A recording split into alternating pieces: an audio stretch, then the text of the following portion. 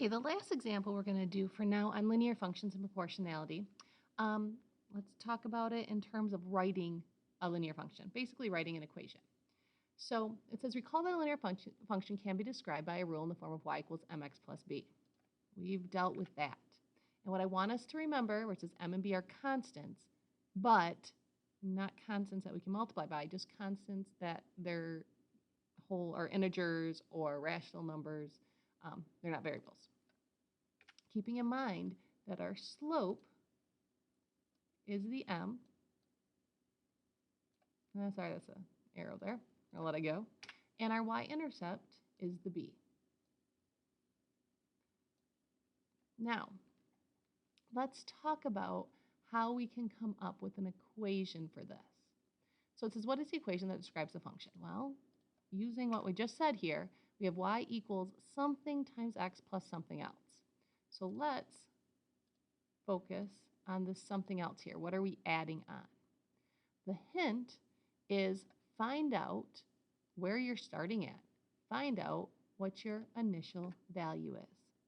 Because if you think about this, if we were to put a 0 in right here, 0 times x is going to be canceled out.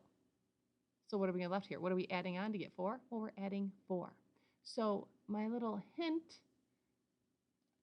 is whenever you have your 0, that's your initial value. That's your y-intercept.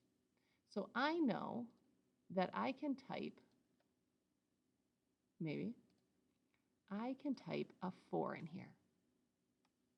If it'll let me. Nope, how about,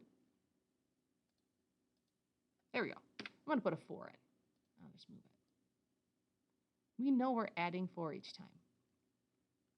So now we just got to figure out, what are we multiplying by? What number are we multiplying by x by? So notice if we start at 4, well, if I input a 4 and I get out 24, if I started at 4, I can go 24 minus 4 to get 20. So what do I do to 4 to not get 24, but to get 20? Because then I would add the 4 on.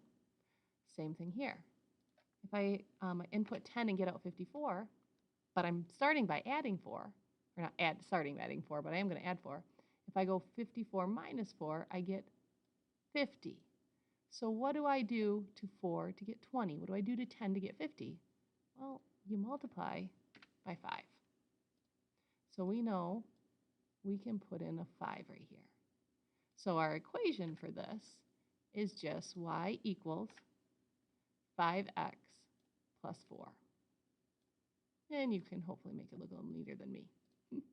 All right, so that hopefully helps when you can come up with an equation, because if you have a 0, that's your initial value, then that's going to be your y-intercept. That's where you're starting at. Now, we can use that to complete the rest, because I can take 11, and all I have to do is plug it in here for x, right? And I'm going to go, sorry, I can do better. Okay, kind of.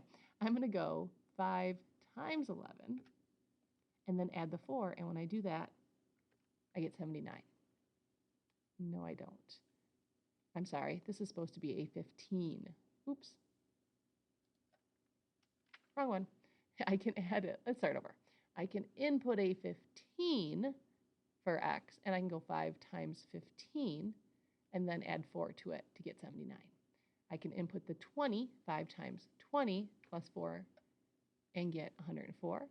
And then I can put 23 in, and 5 times 23 plus 4 to get 119. So this little hint here can help us write equations when we have a table of values.